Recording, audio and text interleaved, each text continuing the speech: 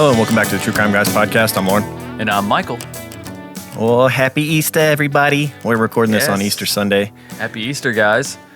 Had the egg hunt with the kiddos and hung out with some friends and had a few brewskis. Nice. That's a good Easter right there. That's what you should hope for on Easter. A nice, relaxed Easter. You know, it's an underrated holiday. In the yard. It's just because of the time of year. It's underrated because it's like right as spring hits, and it always seems like it's a beautiful day on Easter, and it's kind of like it's exciting. Like, all right, warm weather coming and nice weather, and trees are budding and birds are chirping. And yeah, they did that shit on purpose. They wouldn't have put Easter in like November. People would be like, fuck Easter. You know? I'm not even thankful for Easter. Right. Yeah, they wouldn't appreciate Easter if it wasn't for the springtime. That's for sure. Like I said, there's a reason it's there. You got to spread those holidays out, man. You know, commercialism. That's right. Well, this week we've got a case that has been a long time coming. It's my favorite true crime documentary. We were asked the question on Patreon on our Just the Banter podcast, right? By one of the listeners, what was our favorite true crime podcast? And the one that sticks out to me is Dear Zachary. Dear Zachary. This documentary is the most memorable watching experience that I've had. The most emotional. This is going to be the most heart-wrenching True Crime Guys episode probably you've ever heard. Yeah, I mean, if we can do it half as well as the documentary, then I would think so, because that is without a doubt the most heart-wrenching thing I've ever watched. Dude, like, I was tired Part of crying. doing this episode was just forcing Michael to watch it finally. Yeah, well. That's what it was about. Achieved. And I'm glad I did. I should have listened to you from the beginning. I really should have. But it was. I've been saying this for years. You know, you just have to keep finding out the hard way. That's just how I am, bro. I'm hard-headed. Sometimes it comes in handy, sometimes it don't. But my wife, I was talking to her about it today, and she before we even started talking about it, she's like, listen, she's like, did you cry pretty much the entire time? I was like, yeah. She's like, okay, I thought so. She's like, me too. She's like, I thought I was just being like overly emotional for some reason. Oh, so you guys didn't watch it together, or did you? No, we did, but we were so engrossed. Oh, you're just like turning away? No, we're just like watching the thing, you know? We're just watching the TV. We just got engrossed in it. It's that type of documentary. And plus, when I'm watching a documentary for the podcast, hey, man, I'm focused, right? It's work time. We can Netflix and chill later, girl. It's work time. Right. Right. Put on some Tiger King and get freaky later, but now it's study time. That's right. Got to get your priorities in line. That's right. All right, so let's dive into this thing, man. Prepare to, be sad, I guess. Yeah. It's a good one, though. Yeah, you'll definitely be sad some. All right, we'll see you on the other side, guys. When you get horrifying, traumatic, life-altering news, so normally you feel one thing at a time. You feel happy, you're sad, hungry, cold, hot, whatever. But you suddenly are feeling every emotion at maximum volume. It's like taking a television and turning up all the knobs to maximum, and you just have this wall of color. And you don't know, you're feeling everything at once, and you don't know what you're feeling anymore because you've never experienced that before. And so that's kind of what a movie's a movie, but I tried the best I could to communicate what that felt like, or just what it felt like to be there, what it felt like, just in the way I put it together. It was my best attempt to, put you in our shoes. I cannot emphasize this enough. This movie frightened and disturbed me more than any horror film I've ever seen in my life. And yeah, it's interesting because it's not intended as such, but the events of what happened on a day-to-day basis were completely horrifying. Just one more question. I don't want this to sound weird or like spiritual or whatever. I'm just wondering, have you felt like Andrew's spirit around this, like at any instance, like that you can feel that he's okay with? I don't Either he's okay, like he's okay with this, and with what you're doing, and like you've kind of felt like just maybe a moment or something where you got the feeling that. I want to say yes, but I'm not sure I can give you specific examples. The biggest thing for me that has been great about this whole process is that because as you can see when you see the finished movie, I basically kind of finished the movie for his parents in a way, and put it out publicly for them. And so it's been really wonderful to go to all these festivals with them and just see the audience just give them standing ovations, like just embrace them afterward. Just the volumes of emails that have been coming in. So I think it's been really, a wonderful experience for them to be heard and to be paid attention to, and also to have people validate their pain and what they went through. And one thing I said, Andrew was such a social creature with more friends in far-flung places than anybody I've ever known, that it's just like him to be making thousands of more friends 7 years after his death. It's just, which I think is really is really cool that he's been gone for so long, from the earth, but people are still right now getting to meet him, every week that the movie shows at a new festival when it comes out. So. There's been a few things that have happened that have just been kind of I don't know if I can really talk about specifically. Yeah, well, I didn't want to get too personal. But just things that just sort of have kind of magically come together effortlessly that just feel kind of guided in some way. That has happened a little bit. Yeah. Oh. You have to go. Yeah, okay. No problem. So, I guess. And even before I actually was really shooting the movie in earnest, there have been other things that have happened in my life that just, happened in such a way that it just sort of felt like there was more going on there than just happenstance, if you know what I mean. Mm-hmm. It's hard to describe, but short answer is yeah. Okay. Then I guess we'll wrap it up with that. Indeed. So thank you. Thank you. All right, for our case this week, we watched Dear Zachary, A Letter to a Son About His Father. It's a documentary that was released in 2008, true crime documentary, obviously, chocked full of moida. But it was different. It was vastly different than any other true crime documentary I've seen, and I think that any other true crime documentary that exists. It was not intended to be a true crime documentary. Let's just put it that way. And that's what changed the entire course of it. Yes. It changed the way it was perceived, and it also made it more vulnerable, especially at the beginning. Mm-hmm. When you figure out why this documentary was made, which was, for the son of a victim of a crime. Mm-hmm. Yeah, so this documentary was written and produced and edited and directed by a man named Kurt Kenne, who was the best friend of Andrew Bagby, a man that was murdered. And this documentary was supposed to just be basically a video scrapbook for friends and family of Andrew Bagby, his best friend.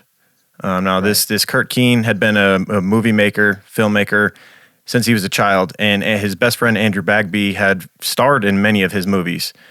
And so they're pretty awesome too. You get to see a lot of those clips in the documentary, and it really gives you some insight into the chemistry that these guys had. Exactly, they had a lot of fun.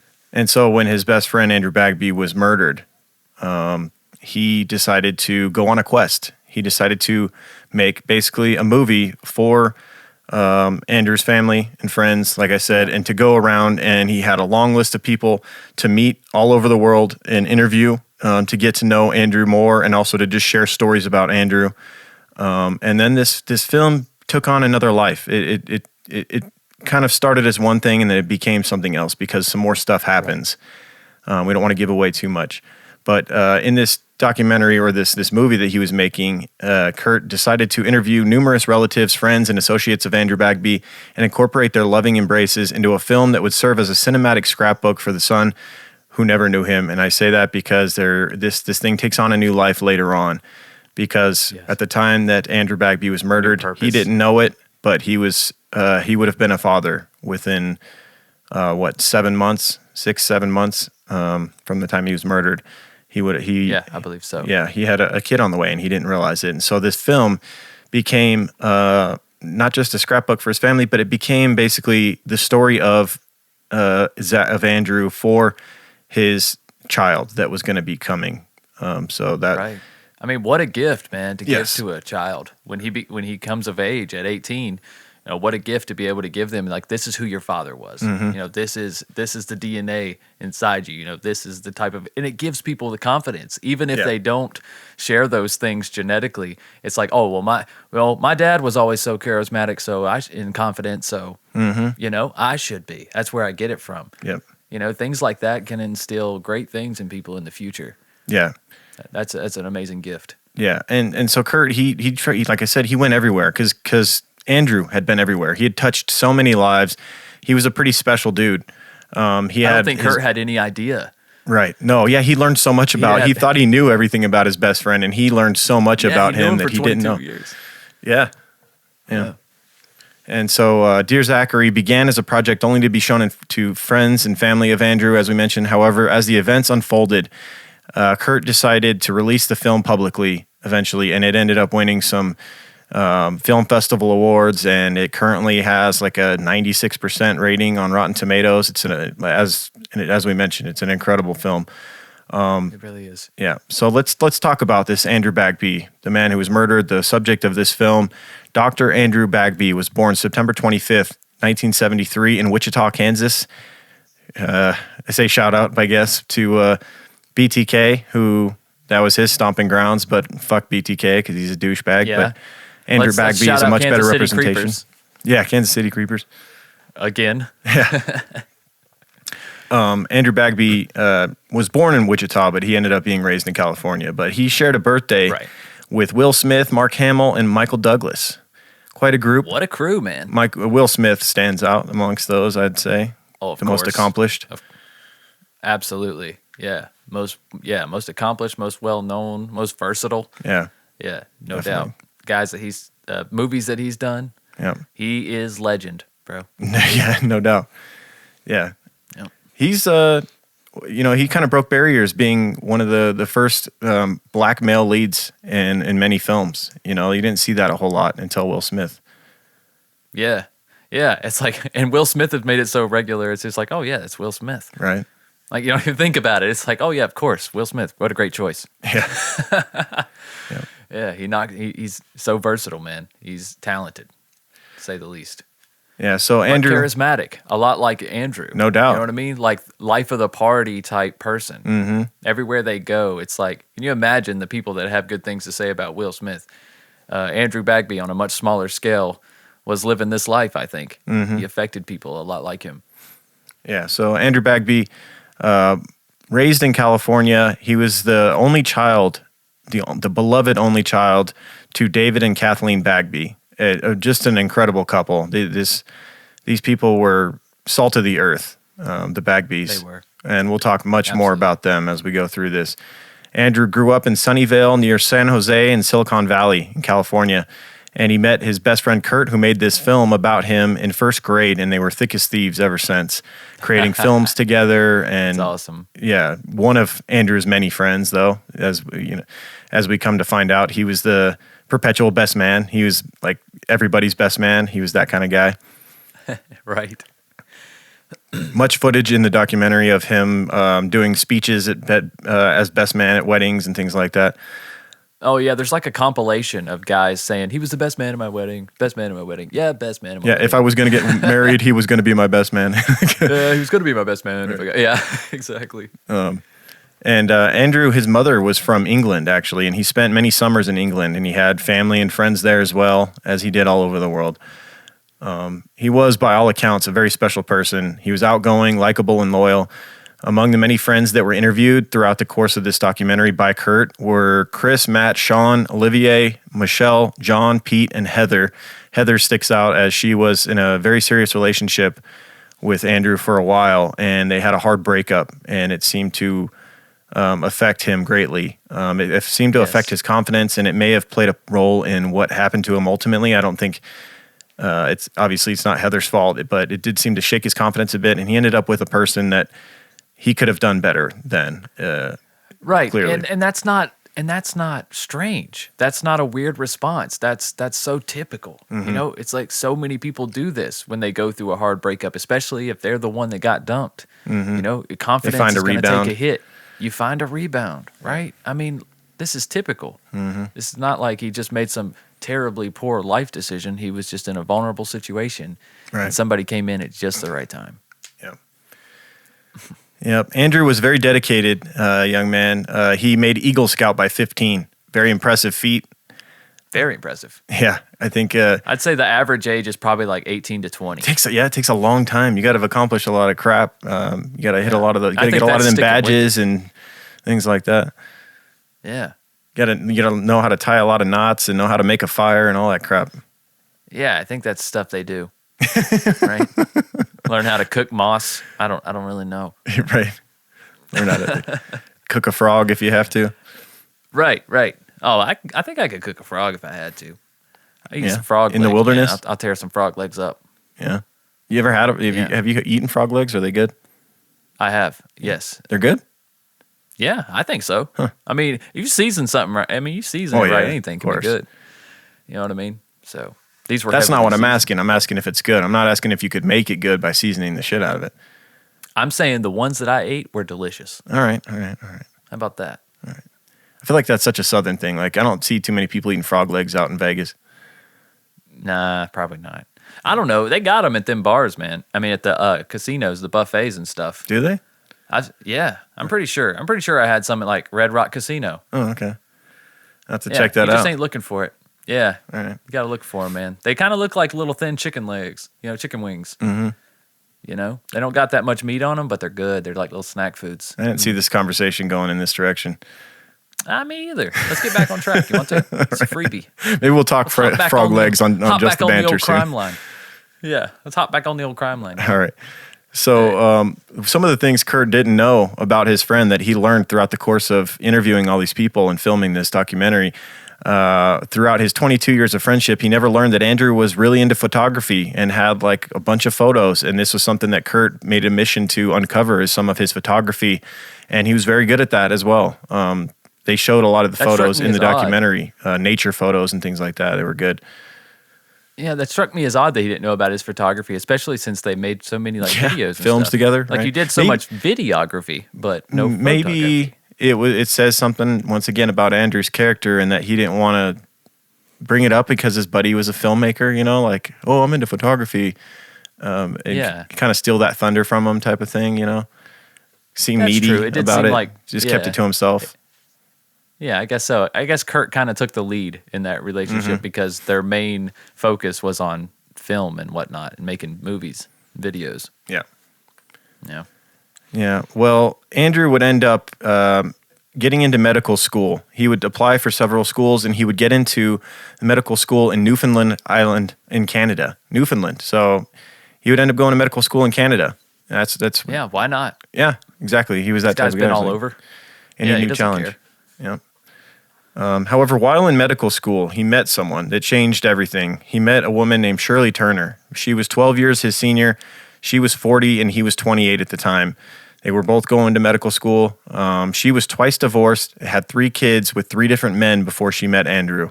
Quite the history. And all of a sudden, classmates and friends noticed that this woman, Shirley, was just always around. They didn't really know how they had started dating, but she was just always around, always hanging all over him, and according to them, acting inappropriate. She was, the type that would lick his face in public, and just the footage, you can see it. I mean, the footage of them when they're like on dance floors at weddings and things like that. Yeah. She's just really just coming on strong. We'll say that. Yeah, it seems a little bit excessive, and especially for Andrew and his crowd.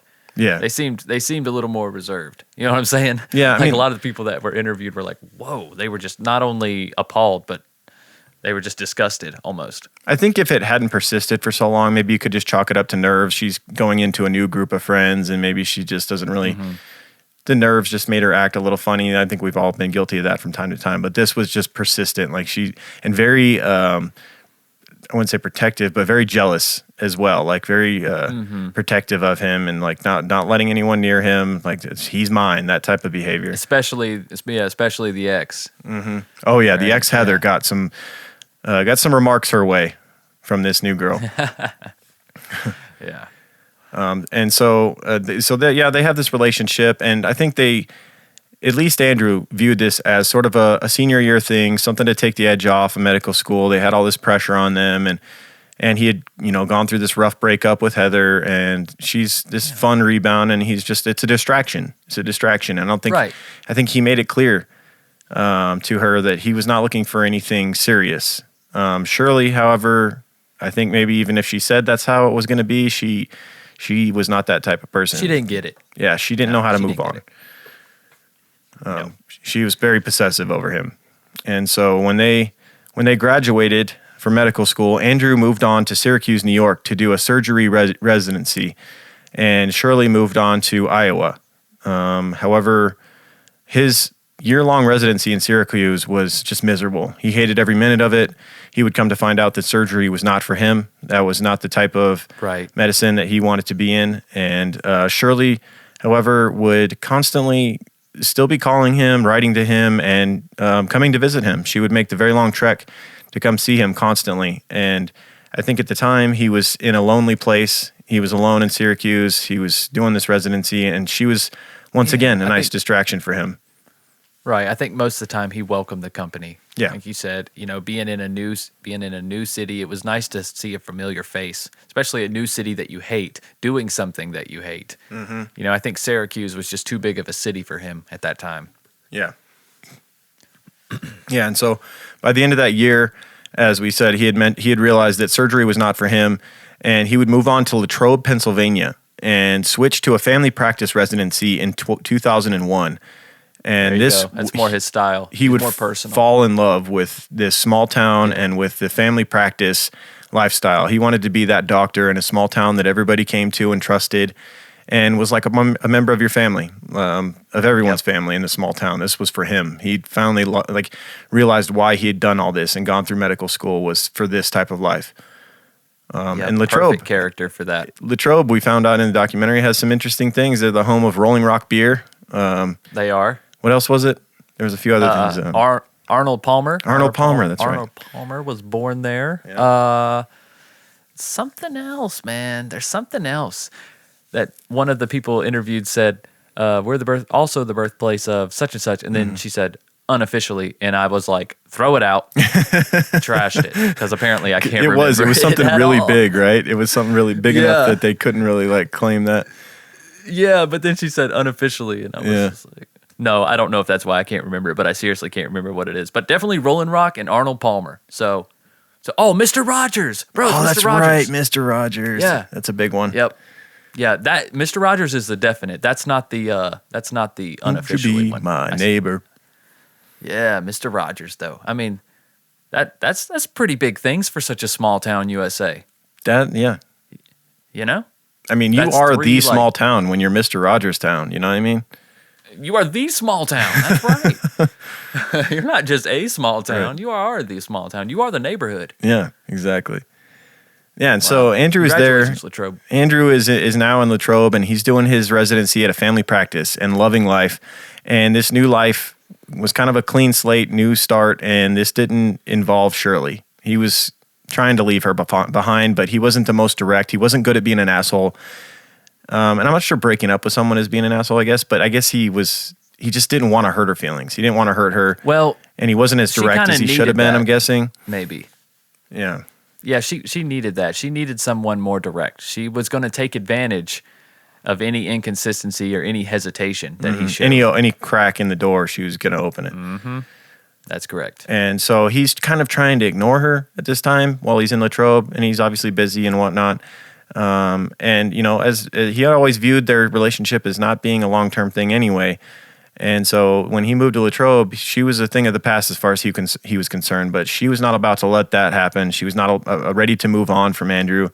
She was still very possessive of him. And on October 20th, 2001, Andrew was the best man yet again at one of his friends' weddings. And imagine that he had invited Shirley to accompany him to this wedding back in July. This is now October, and this was before he had decided that their thing needed to be done. And he was kind of in a pickle. She probably forgot by now. Yeah. It's probably fine. Yeah, he was in kind of a pickle, though, because surely this was the opening she needed. He had invited her, and he couldn't take that back now. And so she was in town to go to this wedding with him, and next thing you know, they're seen on footage on the dance floor together. He could have totally took that back, though. Yeah, right. You could take the invitation back. I mean, yeah, man. Some people are so scared to cancel plans at like a certain time or whatever. It's like, no, you can cancel or make plans whenever you want. So it's really your life. That's true. I mean, it's your life. Yeah. But Andrew was just too nice of a guy, man. He couldn't hurt her feelings like that, I guess. Yeah, not to mention, I mean, she's going to show up, so you're literally going to have to it's gonna be an awkward physically scene. avoid her. Record scratch on the dance floor. Right. Exactly. Yeah. Exactly. God forbid he's dancing with his ex Heather when she walks in. Oh boy. Oh shit. That would not be good. Yeah. Be a broken wine glass in her neck. Dude, I was going to say the same thing. Were you? I was thinking broken wine glass as soon as I could just picture her come in, just fucking hair a mess, and just grabs a wine glass, breaks it on the table, starts running at her. Yep. The neck of the wine glass, if you break that top cup part off, man, that's a pretty lethal weapon. That is. If you're ever in a pinch at a wedding, guys, there you go. Exactly. Don't say we didn't tell you. That's right. We're not culpable in this, though. No. We don't play. But you're welcome. Yeah. Okay. So yeah, at this wedding, they were seen together, and she would end up staying with him for like the next 2 weeks.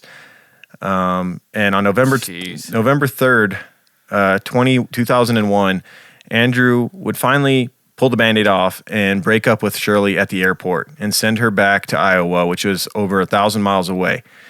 And I'm sure the relief he felt as he left that airport was grand, because this, I'm sure, had just been weighing on him.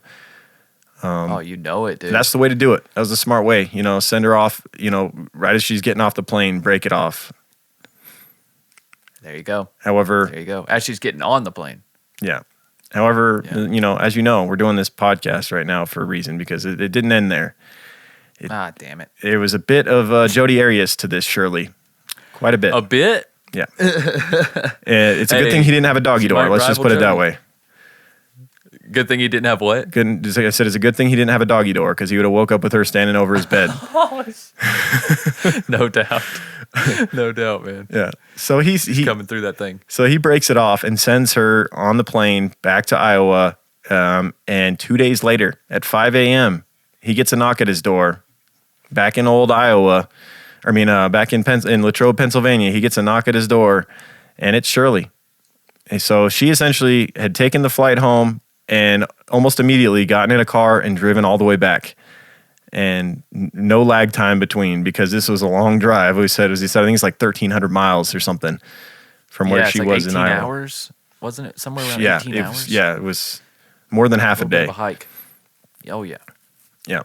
And so it's a bit weird, and it freaked his buddy and colleague out, a guy named Clark that he worked with at the family practice, when Andrew told him that he'd broken up with her, sent her home, and she was already back at his door. He warned him. He told Andrew, look, dude, do not meet with this woman in private. If you meet with her, meet her in a public place.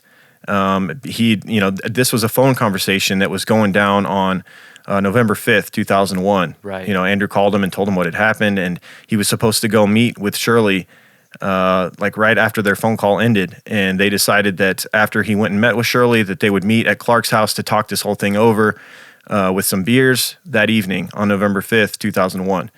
So he hangs up with Clark, and later that evening, Clark doesn't get a visit from his buddy. They don't have the beers together, and he said in the documentary, one thing about Andrew was that he was never late for anything. And so he became quite concerned when that happened, and even more so the next morning when he didn't show up to work. When Andrew did not show up to work on November 6, 2001, he was more than concerned. He was honestly convinced that something had happened to his friend. He left a voicemail at his house saying, I'm coming to your house right now. I'm going to pound on the door. You better answer. His car was not at the house when he got there. And then they got word that a man in medical scrubs had been killed at Keystone Park. And state police would arrive shortly thereafter to their medical practice to inform them that the man that had been killed was in fact their friend Andrew. And in hindsight, it seems like Andrew was just being naive and gullible. But I mean, who really thinks that someone's going to go to this extent? Mm-hmm. You know what I'm saying? Especially someone who at this point put off such a demeanor as Shirley did. Like she was strange, yes, but she didn't never seem dangerous. Right. He didn't give her any. You know what I don't think he gave her any reason for her to show those signs of a dangerous person, because Lord knows the ex-boyfriends that she had saw them, and we know that for a fact. Right. Saw some very scary signs. I think Andrew just kind of went along with everything with her. She was seemed to be the more forward person in their relationship, and he was just having fun with it. Well, she was the more experienced person in general. Yes. Being 40 years old. I mean, him only being 28 years old, so naturally she's going to take the lead. Yeah, and he didn't give her any reasons to be jealous and things like that, or to, for her to have these violent outbursts. And so when his buddy, when his buddy Clark told him, like, dude, you need to be concerned, he kind of laughed, like, are you like, really? You think so? And, that's when he said, well, maybe we should talk about this later and you can break this down for me. Like, I don't see why I should be so concerned. Right. And, Clark was wise to tell him this. However, it was unfortunate that he couldn't prevent him from going to meet with Shirley just after that phone conversation. Right. Because Andrew would be found face down in the parking lot at Keystone Park behind his Toyota Corolla. He had been shot 5 times, once in the face, once in the chest, twice in the buttocks, and once in the back of the head with a .22 caliber pistol. Obvious to see this was personal. Yes. And I memean, multiple shots to the buttocks and yes, point blank to the head. This is just so personal. Mm-hmm. It wasn't in the butt cheek either. It seemed, because there was some aerial views and some kind of pictures in the documentary of him laying there, and it seemed like it was accurately directed, into the buttocks. It was a very personal, kind of demeaning thing to do to someone. Absolutely. It was meant to send a message. Mm-hmm. And so when the police came to the office, Clark told them right away, like, you don't have to look far for who did this. And he explained that, someone was in town that would have reason to want to harm him. And he had warned Andrew about this person, and this person was Shirley. And when the police called her and talked to her, they found out that she had just recently purchased a .22 pistol, coincidentally. And her story was that she couldn't find it. She had misplaced this pistol, and that she had called in to work sick on the day that Andrew was murdered, also coincidentally. But she was, in fact, in Iowa, according to her. Right, but not with Andrew, of course. No. Don't be ridiculous. Mm-hmm. Yeah. No, but I'll look for that gun for you. Yeah, I'll get that right over to you. See what I can find. Now, it would take some time, but the police would track the cell phone towers that were pinging off of Shirley's cell phone, and they would prove that she was not in Iowa like she said she was. That she was, in fact, in the day leading up to Andrew's murder, the day prior, she had been driving from Iowa to Pennsylvania. They saw calls come in each state on her way to Pennsylvania from Iowa, and then following the murder calls. She was still calling Andrew to try and cover her ass, basically. She even left a creepy voicemail saying, like, hey, I'm just checking in on you. I love you. After she had killed him. Man. Once again, very Jodi Arias. Very Jodi Arias. Yes. And she really doesn't understand cell phones at all, man, how they work or anything.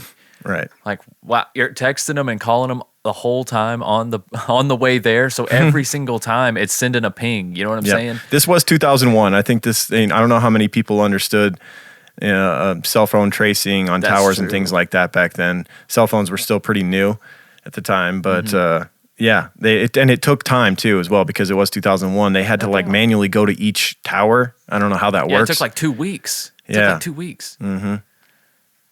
Yeah, so she had time to run. Yep, and she did. And so, feeling the pressure, she would flee back to Newfoundland, where she had gone to college, where she had met Andrew. And this would cause all sorts of problems, and that's where this case, part 2 of it, essentially. I mean, this is we're going to keep recording the same episode, but this thing flips again, and it goes into a whole other realm. And the fact that she runs to Canada, it creates all these issues, because now she has to be extradited. And it's just not that easy. We see it takes a long time, and especially when it seems like the courts are on your side, it takes even longer. And people can get hurt because they just keep letting her out. Yes. So yeah, Andrew's parents were just devastated when they heard that their son had been killed. they were interviewed throughout this documentary, and you just grow to love these people and really feel for them. Their son was everything to them. That was their whole life, and they were very honest in the moment when they talked about finding out that their son had been murdered. They said their plan was to fly out there to Pennsylvania, get his body, bring it back to California, have the services, the funeral, and then kill themselves because they had no reason to live anymore. And wow. Yeah.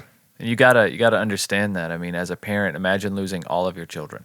Yeah. I mean, they only had one, and they put everything into him, and they were so proud of him and what he'd become, and they were so looking forward to, grandkids and, the rest of his life and seeing what he could accomplish, and then it was stolen from them.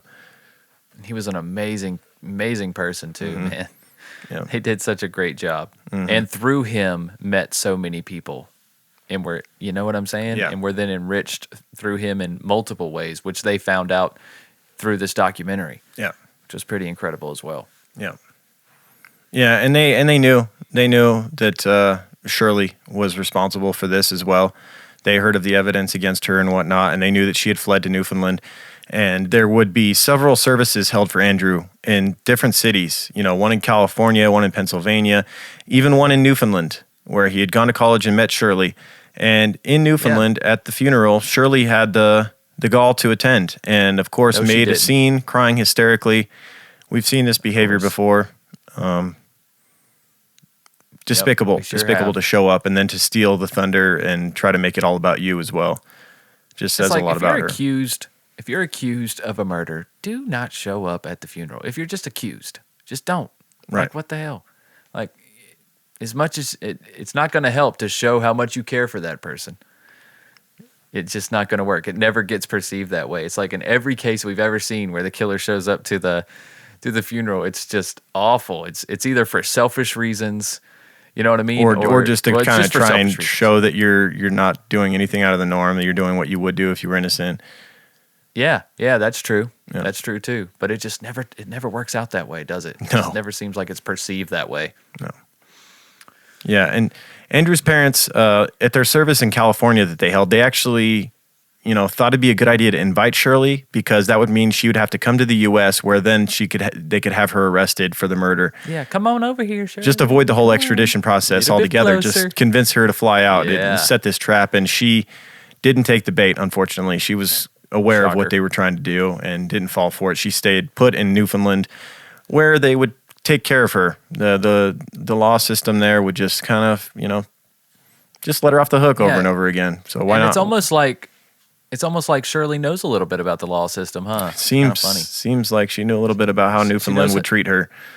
Yeah, she knows how to work it pretty well. Yeah. She does, indeed. So she would be, in fact, arrested in Newfoundland, however, on December 12th, 2001, and spend a whopping several hours in jail before being released. They would let her out on bail the same day after she posted $75,000 bail, which $65,000 of it was put up by her psychiatrist. So $10,000 is what she had to put up, supposedly. And if you listen to people close to this, they would tell you in the documentary that none of this money was even real and none of it was actually even put up. It was all just phony. I guess it was like promises. Mm-hmm. It's weird how much they let you promise and get out of jail in Newfoundland. It's insane. I mean, it's bizarre. I hope that a lot of this has changed, and we find out later that a lot did change because of this case, and that's one good thing that can happen in true crime. When there's a tragedy, a lot of times there is a good result that comes from it in the end, and that laws can be changed because of stuff like this. Yeah, absolutely, and it has. Yes, it has. I just didn't want to ruin the ending. Yeah. Sorry, I don't want to give away too much. That's okay. That's all right. That's what we do. We ruin the ending. Yeah, so when Shirley was arrested in Newfoundland, amazingly, a deal had already been in place, basically, in the courts, in which she was to turn in her passports, sign in once a week at the police station, promise not to leave Newfoundland, good old, I promise I won't leave, and avoid contact with friends and family of the late Andrew Bagby. So people like the Bagbys, Andrew's parents, avoid contact with them, don't leave, and promise, to stay good. Don't do anything like this again. And basically, you can walk the streets. Yeah, what's the worst that could happen? Right. We would see this time and time again throughout this case. It's enraging. It really is. To see the justice system fail someone to this extent, it was surprising to me, and I've seen it over and over again in the cases that we've studied. But this was just appalling in so many ways, and then just the way the documentary unfolds, expounded on all of the flaws. Yep. You know what I'm saying, of it? So it just really brought it to your attention, and it's hard to miss. And them letting her out would get a whole lot worse because everything changed following this latest, her getting out of jail, because a press conference would be held in which Shirley stated that she was 4 months pregnant with Andrew's baby, the man that she had murdered in cold blood. She had his baby inside of her, and this changed everything for David and Kathleen Bagby, obviously. Yes. They were now going to be grandparents as they always wanted to be, and there was nothing in the world more important to them after finding out this news than making sure that they won custody of that child and did not let this child be raised by the evil woman that had murdered their child. They sold everything that they had and used all of their savings to move to Newfoundland and fight a custody battle against this woman. And right away when they moved to Newfoundland, they became pillars in the community, and they made so many friends. There was people from Newfoundland that were in the documentary that were laughing like, these people come here, and they had immediately within like 6 months had more friends than we had after growing up here and living here our whole lives. They were just that type of people. They were magnetic. They were magnetic. Good word, man. That's the only way to describe them. They oozed genuine goodness. They just had good intentions, Yeah. Logical people as well. Yeah. And so they get there, and their whole plan, their hope is that, the baby will be born, and Shirley will be extradited to America. She'll, get sentenced. The trial will happen, and she'll be charged with murder for killing their son, Andrew Bagby. And they'll have this grandchild, and it'll be like, if it's a boy, it'll be like raising Andrew all over again.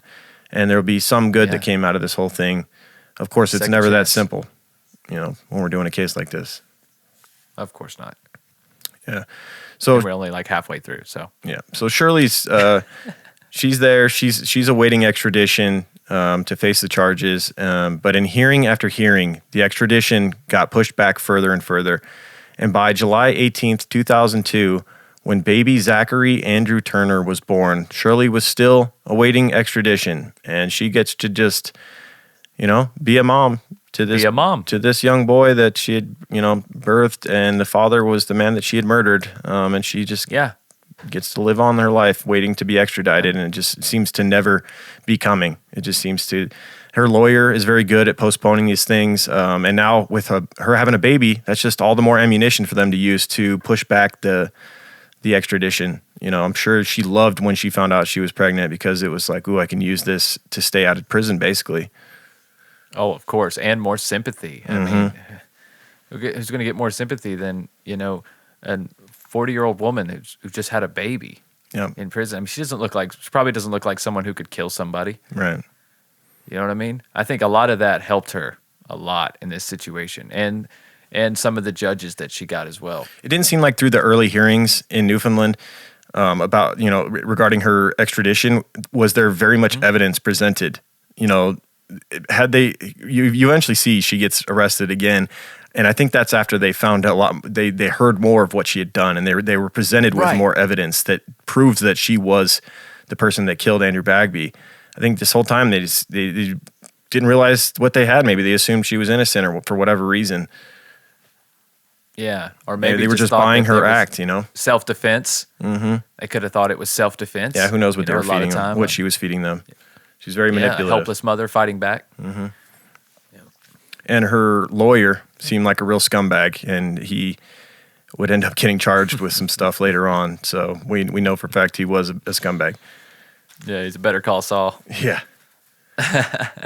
So when young Zachary was born on July 18th, 2002, Shirley would make the Bagbys, Zachary's grandparents, view the boy through the glass, not let them see him. And when the Bagbys, knowing their only current chance to have a place in Zachary's life was to work with Shirley, the woman who had murdered their son, in family court. Torture. And fight for visiting time. And the measly time they could get with him was 1 hour a week.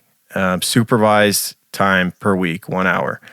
And Shirley would even basically start accusing them after their 1 hour visits of keeping Zachary longer than the hour, which was basically implicating the visitation supervisor as well, because there was a supervisor there. So if they did anything, and Shirley accuses them of that, she's basically accusing the supervisor of misconduct as well.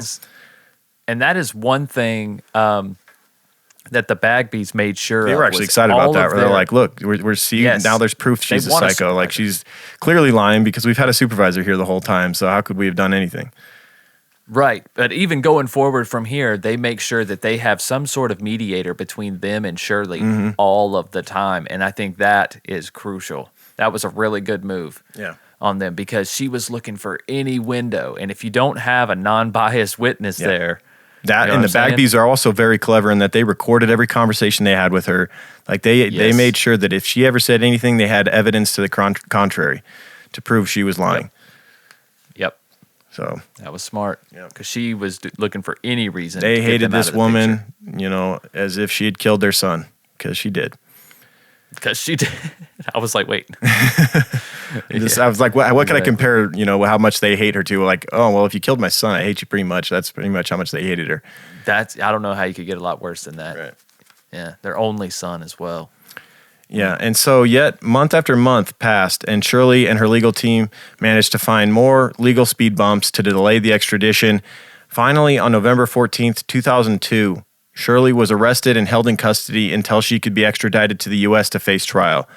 And this was when evidence had finally been presented during these hearings that convinced the judge that she was in fact guilty of this crime, and must have thought, wow, we've had her walking the streets this whole time with the baby of the man that she murdered.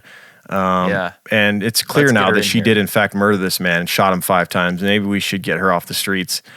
But that wouldn't last long yet again in this, disgusting case. We just want to check in with her. We just bring her in for a quick conversation. We just want to make sure get a quick upgrade on that. Let's tell her promise, she was naughty, and we'll make her promise not to do this. Say you're sorry. Say you're sorry. Okay. Yeah. Maybe even get it in writing, and then we'll pop her back out there. She should be good to go and raise a baby. Yeah. Yep. Yeah. But the Bagbys, upon hearing this, that she was arrested and that she wouldn't get out until until she was extradited. And then once she was extradited to the U.S., she was surely to be found guilty. And this was it. This is what they were waiting for. This was supposed to be the end. They were awarded full custody of Zachary, as they had hoped, as long as Shirley was in jail. And part of their custody was unfortunate in that they had to have a phone call with Shirley every day for 30 minutes or something, and let her talk to Zachary in her fake bullshit. She would be like, "Hey, Zachary, how you doing? Mommy loves you. Mommy loves you. You're a great little pawn for my schemes. I love you. You great little keeping me out of prison, baby. I love you. You little gold baby. Yeah. Gonna help me finance. Remember, she had 3 kids with three different men prior to having this baby, and it doesn't seem like they were in her lives. I don't think she was a stellar mother. I think she was the type of person that used kids to her advantage in situations and was not warm or loving towards them at all. No, she used them as leverage pawns. Yeah, she was a paychecks. Fucking sociopath. Yeah, no doubt.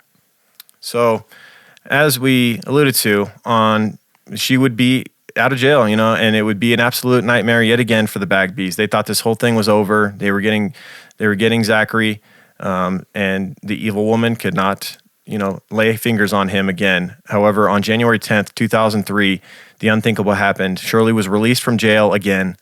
They had lied when they said that she would remain in jail until she was extradited. Shirley was very clever. However, she was out of money and out of an attorney at the time.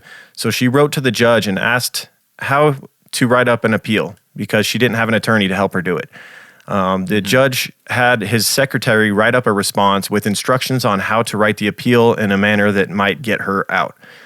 She did just that. She followed the instructions, wrote up an appeal, and got one hell of a judge as far as she was concerned. A judge that when the Bagbys walked into the court for this appeal hearing, right away they said, we knew when we saw this judge, and she was basically just having a good old time with Shirley before they got there, laughing it up and, just like old pals. This judge, Gail Welsh, for whatever reason, took very lightly to Shirley and basically let her out. She said that in her opinion, Shirley's offense was personal in nature, not aimed at the general public. She was not a threat to the public, and therefore she should be released.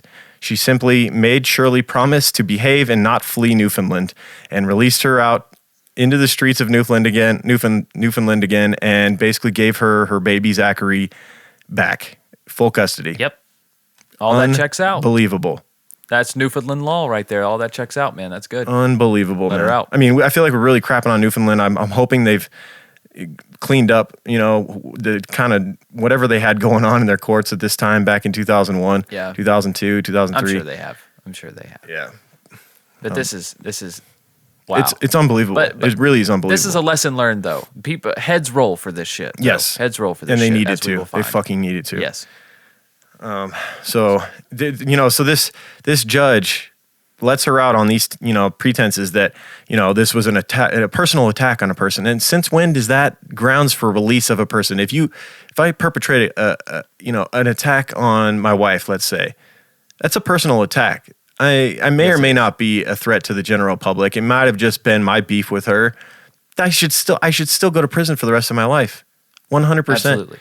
And who's to say you're not going to get a personal beef with someone right now? You walk out the door and someone flips you off, and next thing you know, you kill them. That's a personal attack, but it's also aimed at the general public.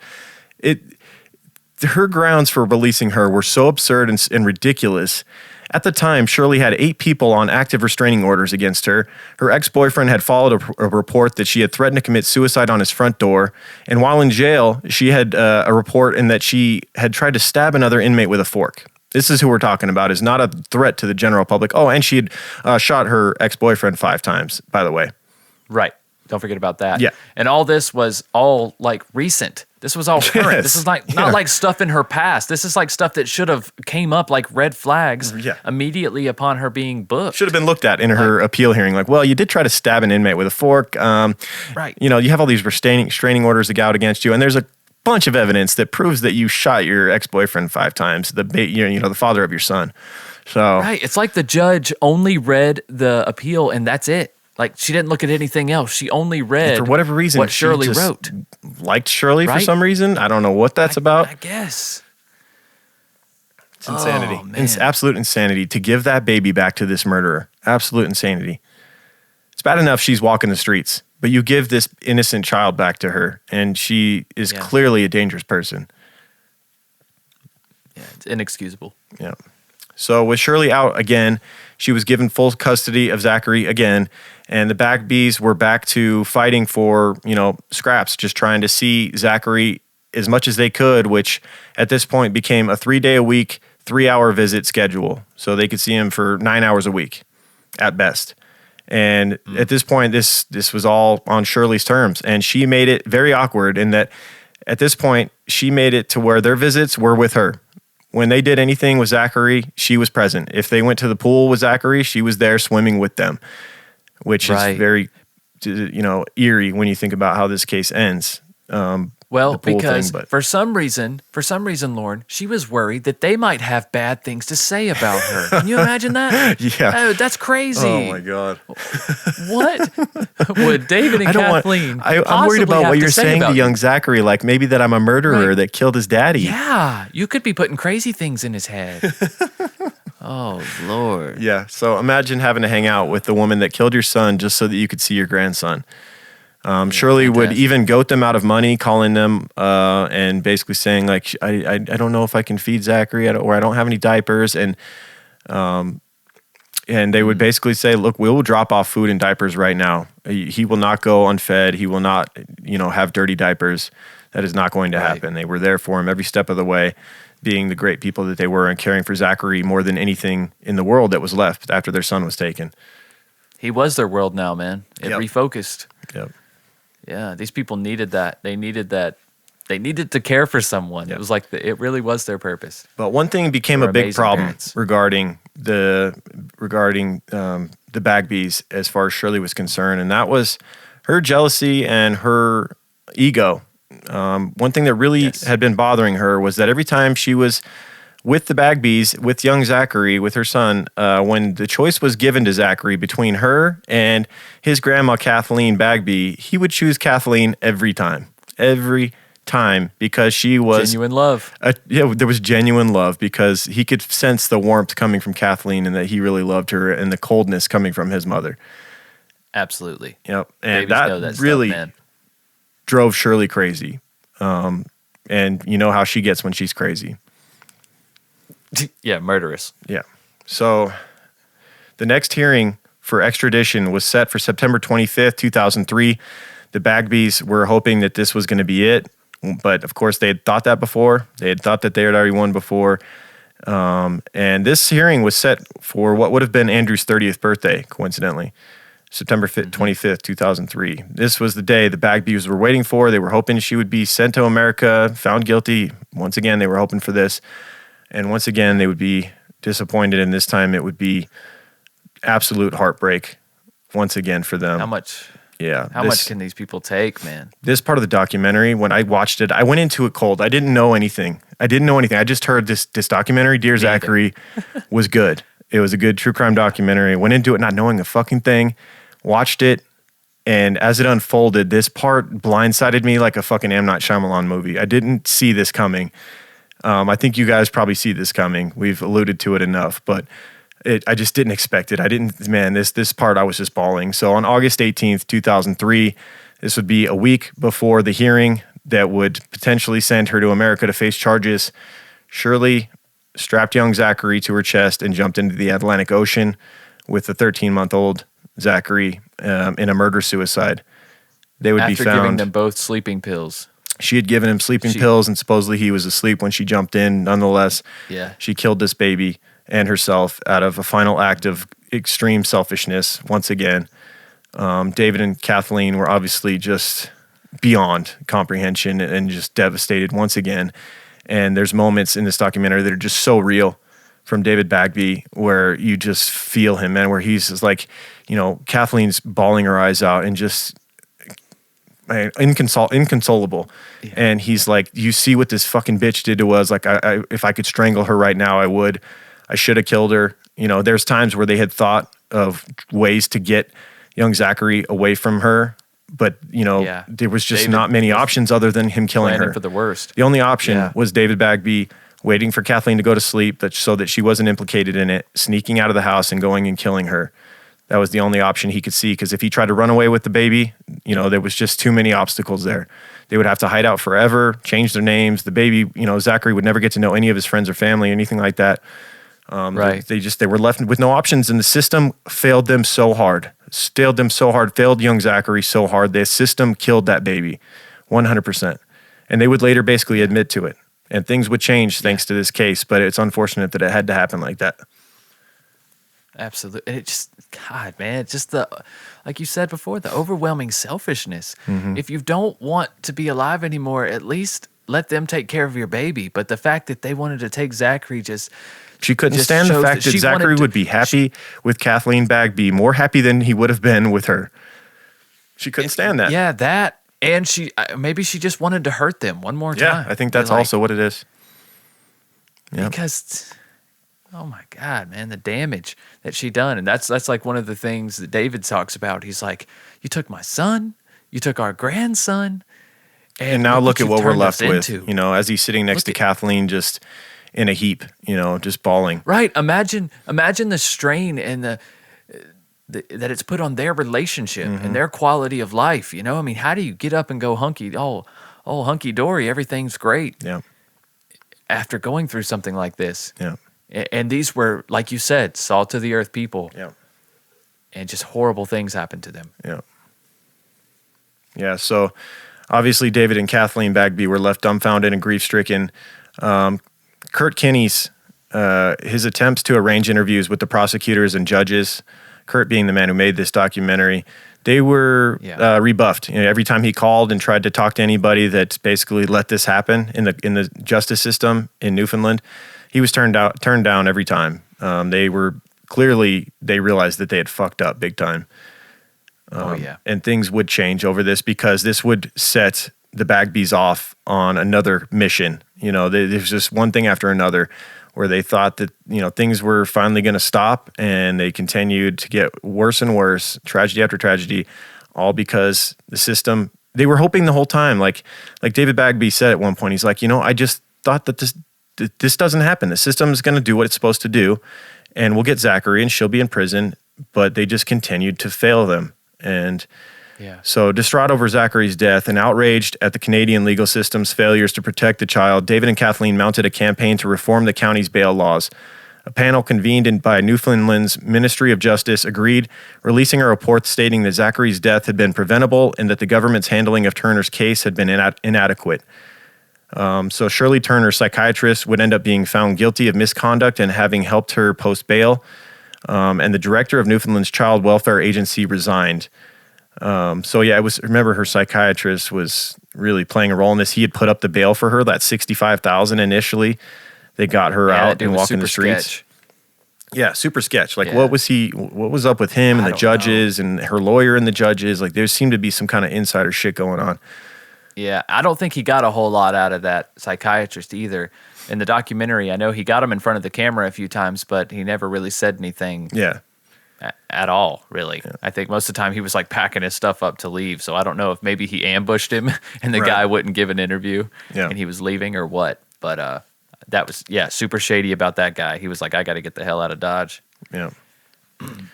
Here's how moving this film was, Dear Zachary. Scott Andrews was a member of Parliament in Canada, and he, after watching a screening of the film Dear Zachary, presented a bill on March 23rd, 2010, called Bill C-464, known as the Zachary Bill.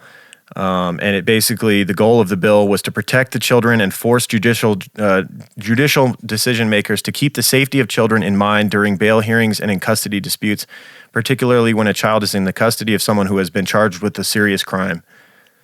It just seems obvious. Like, that should have already been in there. You know what I mean? Like, someone who kills someone shouldn't, if they do happen to get out on bail, shouldn't be given a child back, like, until this whole thing is settled, until they are proven innocent in the court of law, like, until they've had a trial and they're acquitted, you just can't give a kid back to them. You just can't do that. So, the Zachary, or the Bagbys were just on a mission, and they made a lot of change because of this. 7 years after Andrew Bagby's death and over 2 years after the film was released, Zachary's bill was signed into law, protecting children from these, violent offenders who get out on bail, thankfully. And David Bagby would go on to write a best-selling book about his family ordeal during the saga. It's called Dance with the Devil, a memoir of murder and loss. And I can't think of someone who could discuss loss more than him. Maybe his wife, that's about it, but... Yeah, I'm definitely going to check that book out. Yeah, it's available in Audible form as well, by the way. Oh, so. Right on. Even better. Yeah, Even better. Have you checked it out? How long is it? Do you know? Oh, I don't know. I didn't check the hours on it, but... Right on. Just curious if it's abridged or not. Mm-hmm. All right. Well, if you do happen to be on trial and you're sweating up a storm, you could smell better for the courtroom and maybe have a better chance of getting off if you were wearing some Oh My Gaia. Dude, that's our sponsor. Dude, good segue. Oh My Gaia, an innovative all-natural deodorant, fragrance, and beard oil company specializing in paraben and aluminum-free products. Their innovative line of deodorants inhibit the growth of odor-causing bacteria while maintaining effectiveness. At Oh My Gaia, they use only all-natural, paraben, and aluminum-free organic ingredients. And guys, there's tons of scents to choose from. Lauren, do you have the scents? I got them all right here, baby. Let's hear them. First one, unscented. So, no scent. If you're trying to go hunting or you just, you're not meshing, you just like the natural smell of yourself. Yeah. You can go with unscented and just stay that old, old flavor. Yeah. Maybe you got some good musk or some good pheromones, just let those babies roar. But you don't. Maybe you are your own scent and you need to bottle that up and send it to Wendy so she can create your scent. Oh, yeah. Because it's going to be in such high demand. It's like Sex Panther, Oh, 60% of the time it works every time. Hey, that's right. That's right. So we got unscented vanilla, cherry almond, sandalwood, lavender, lemongrass, lilac, coconut, dreamsicle, leather, lumberjack, honeysuckle, flower power, Egyptian musk, pure, bergamot amber, fireside, sweet pea, sailor, oh baby, pear, Idaho, barbershop, and our favorite because it's got our face on it and it smells tremendous, true crime pine. Of course. Guys. Yeah, we got our own deodorant. That's right. Suck up on it. But don't really. It's not edible. But True Crime Pine is a great place to start, non-toxic, guys. though. It probably wouldn't kill you. Yeah, but don't do it. It's not recommended. It's not what it's for. It goes in your pits. That's right. It goes in your pits, guys. And because you guys are True Crime Guys listeners, you can use the word creeper for 15% off. CREEPER. And that gets you 15% off at shop_ohmygaia on Instagram or ohmygaia.com. That's OHMYGAIA.com. Do it, guys. You will not regret it. No, you will not. Okay. Right. Let me see. Reviews. We got some ratings and reviews to talk about and give shout outs to some people here. We got Ojo in the U.S. said, Lady Creeper, 5 stars. You guys are awesome. Hell yeah, Ojo. Thank you, Ojo. And then we got SKSLSKLAKAA in U.S. said, Crimes and Cakes. Hello from Maryland. Great podcast. Great banter. Listening all day at work as a cake decorator. Who doesn't love crime and cake? I would love to go to Maryland and try your cake. So Absolutely. Thank you. Then we got Domestic Sparkle in Great Britain. Said 5-star podcast. Absolutely love you guys. Love the banter, the music, intro for the story. You're both analyzing and love your chemistry. Been listening to True Crime Podcast the last couple of years. After leaving the police force and investigating true crime every day, stumbled across you guys. Thank you very much, Domestic Sparkle. Wow. Thank you. And we got Haley Cohens in the U.S. said, I guess this person's name's Melissa? I don't know. 5 stars. You guys are awesome. Listen to you every night, especially when I want to escape into something else and can close my eyes and just listen. You make the episodes come out. You can't make the episodes come out fast enough for me. Oh, well, thanks, Melissa. How do you feel about that? That we're like, people are falling asleep to our voices. I think that's okay. I think we kind of have soothing voices, and sometimes we're just rambling. And maybe it's a lot of people listen to them over again, so they don't really need to know the story. Yeah. I'm okay with that. A play's a play, right? Download's a download. Hey, let it play on repeat. Start a True Crime Guys playlist. Take a nap. Right. I'm cool with that, right? Yeah. And then if you binge all those episodes, then you can go check out Patreon, right? Patreon.com/True Crime Guys. You're jumping ahead. We got 2 more people to thank for writing reviews real quick. Sorry. You were letting me talk a lot, so I thought you needed a segue. I was going to help you out. No, man, I was just letting you talk for once. Darn, I just wasted a perfectly good segue. That's fine. Go ahead with your reviews. Let's get everybody. All right. We got Kiera Ali in the U.S. said, my new favorite, 5 stars, fairly new listener. I can say officially this is my new favorite true crime podcast. Thank you, Kiera Ali. You have great taste. And then we got Rachel Misha in the U.S. said, obsessed, started a few months back, and I'm already caught up. Can't wait for more. Well, you are committed because that's a lot of episodes in a few months. Yes, it's a lot of hearing us idiots talk. Right on. I'm sorry. All right, now you can do your segue over to the Patreon, baby. Oh, yes, patreon.com/True Crime Guys. For just $2 a month, you guys can get access to that 1 week that you miss us every month. That every 4 weeks. Like last week? Where's True Crime Guys? They just fucking fall off the map. They fucking slack us. Didn't put out an episode. We did. It's on Patreon. Patreon.com/True Crime Guys. And at the $5 tier, you guys will also get an episode from us on Fridays. It's called Just the Banter. And it is where we just banter. It's right there in the name. That's a $5 tier. And you also get a gold Creeper Van sticker. Very prestigious. Very prestigious. It is. It actually, you can take that to the bank, and it is backed by gold, that sticker. But why would you do that? Because it's actually, it's gaining in value more than gold. So there's no point in doing so. That's right. The value is just going up constantly. And that's the only place you can get it on Patreon. That's right. And also, we have a $10 tier. Guys, if you're on the $10 tier and you like to have a Zoom call with us, hit us up. We prefer to do these on Friday afternoons, but we can work around some schedules. So hit us up, guys, if you're on the $10 tier, creep of the crop. But That's you also right. get the sticker and of Just the Banter on $10 tier and all that good stuff. But if you're already... Last week on our Patreon exclusive episode, we did Earl Nelson, the Gorilla Killer. We did, the Gorilla Killer. 2-hour episode on a crazy serial killer you've probably never heard of, but from the early 1900s. Pretty fascinating. Yeah, one of the earliest in America. Absolutely. And if you've already heard of them and you're already caught up on Patreon, check out our other show, Strange and Unexplained, wherever you listen to podcasts. The only Strange and Unexplained podcast in the world.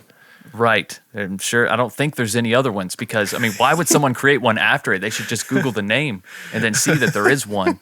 So they're probably not. So the Strange and Unexplained, guys, if you search that, it's probably the only one. That's it. True Crime Guys. It's got Velociraptor in the logo. Yeah. Just so you know it's the right one. Oh, we just updated the logos. Yes. We just updated the logos. So, guys, go check out our new logo facelifts.